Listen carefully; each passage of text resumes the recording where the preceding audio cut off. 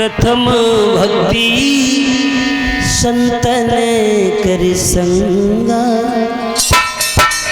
मनोज, और दूसरी भक्ति मम कथा प्रसंग।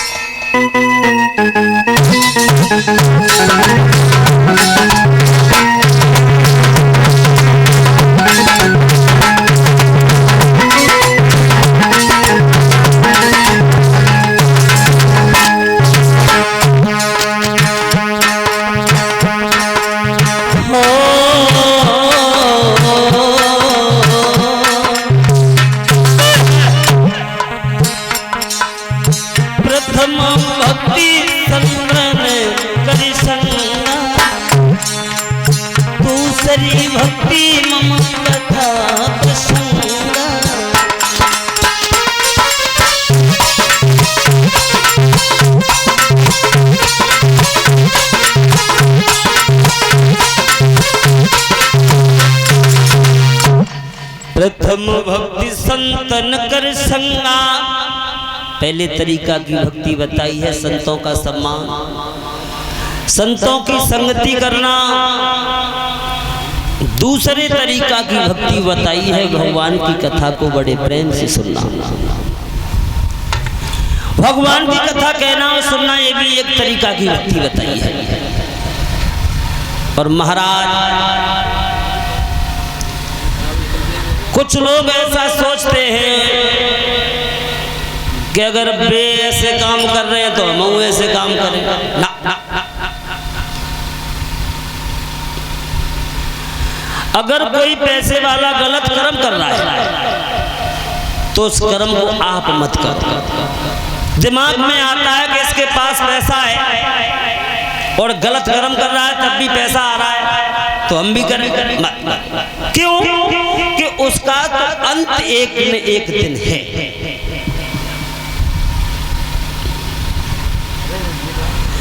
बोलिए गोविंद भगवान की। अभी आप लोग कथा श्रवण कर रहे थे। महाराज प्रतीक गंगा के किनारे पर पहुंचे तो एक बहुत सुंदर बच्चा प्राप्त हुआ। बहुत सुंदर बात। महाराज ने अपनी गोद में ले लिया। गंगा ने आवाज दी, कौन है आप?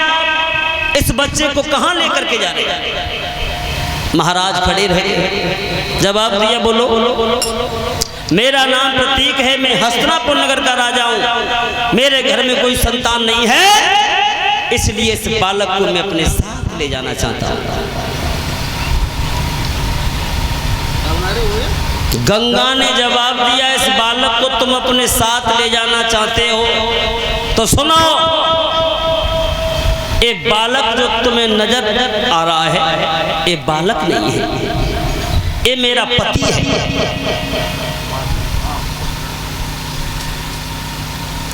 प्रतीक महाराज ने जवाब दिया, गंगा में हस्तिनापुर नगर का राजा हूं, मैं वचन दे करके जा रहा हूं तुम्हें कि जब ये लड़का शादी के लायक हो जाएगा, बड़ा हो जाएगा, तो मैं वचन दे करके जा रहा हूं कि इस बच्चे का विवाह मैं तुम्हारे साथ में करके ले जाऊंगा। गंगा ने जवाब दिया, महाराज कहीं ऐसा ना हो जाए कि तुम महल में जाकर के भूल जाओ। हो सकता है बच्चा बड़ा हो जाए और आप हमारी बातों पर गौर ना करें। जवाब दिया महाराज प्रतीक ने कि गंगा में तुम्हारे सामने पर वचन देकर के जा रहा हूं कि जब ये लड़का जवान हो जाएगा तो इस बच्चे का विवाह मैं तुम्हारे साथ में करके ले जाऊंगा। जब ज्यादा महाराज ने कहा तो गंगा ने कह दिया, महाराज अगर ले जाना चाहते हो तो ले जाओ, लेकिन भूल मत जाना। अरे भैया, प्रतीक महाराज उस बच्चे को लेकर के चल दिए, हस्तिनापुर नगर में आए हैं। उस बच्चे का नाम शांतनु रखा गया, जो गंगा से मांग करके लाई। हस्तिनापुर नगर के बीच में उस बच्चे का नाम शांतनु रख दिया।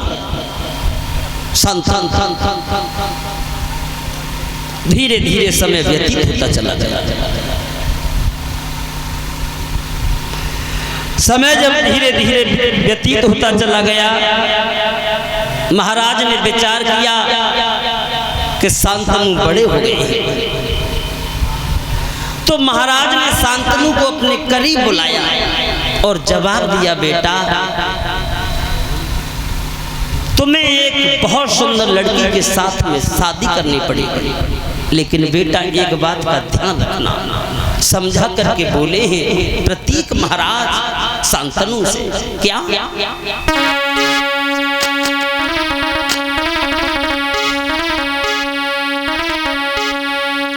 अरे सुंदर सी मिलेगी सुकुमारी,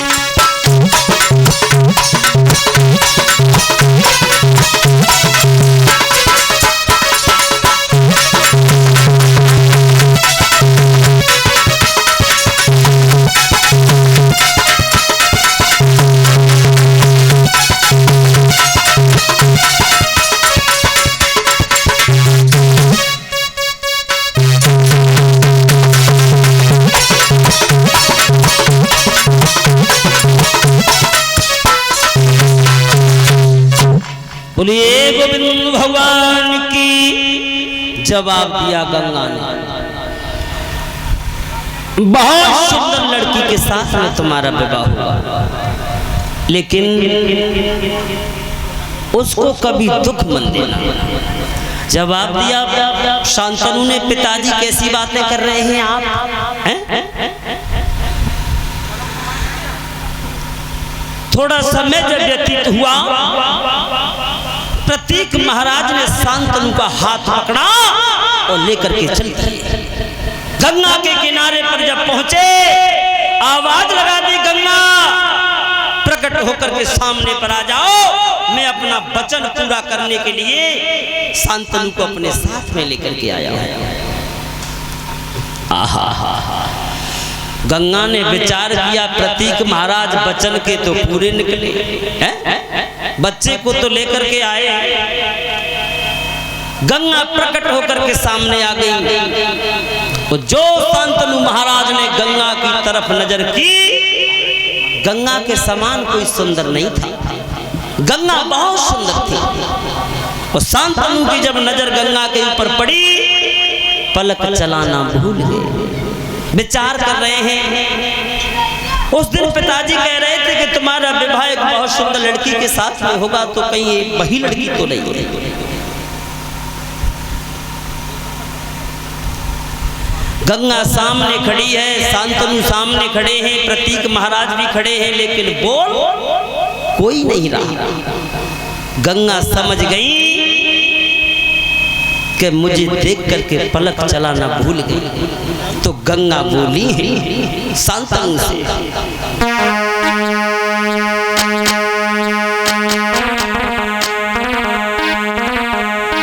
कि वो समझी गई अपने मन में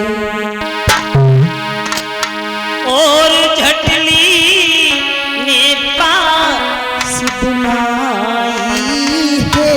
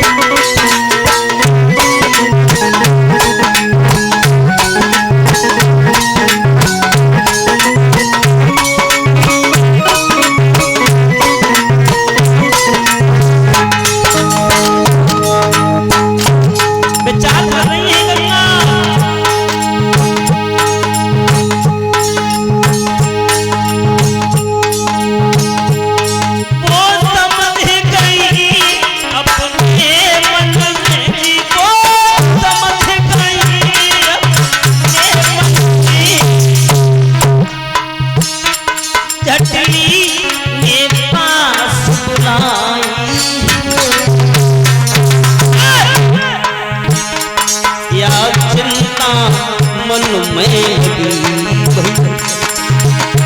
मुझे सत्य कहो समझाई है।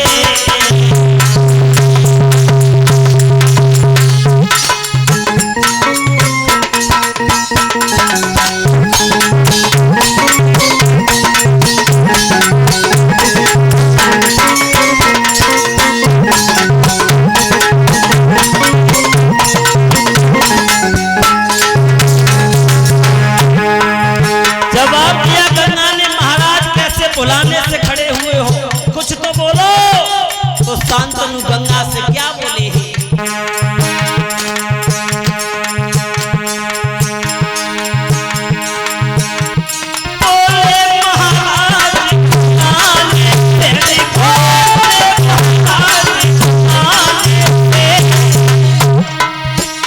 क्या कहूँ आज अपने मन की,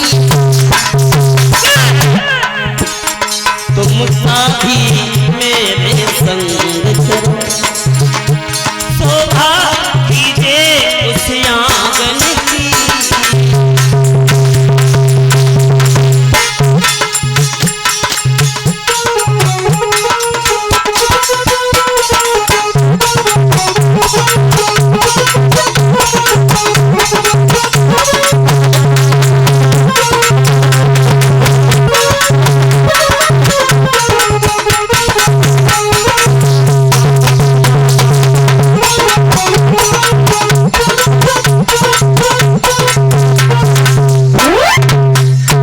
जवाब दिया करना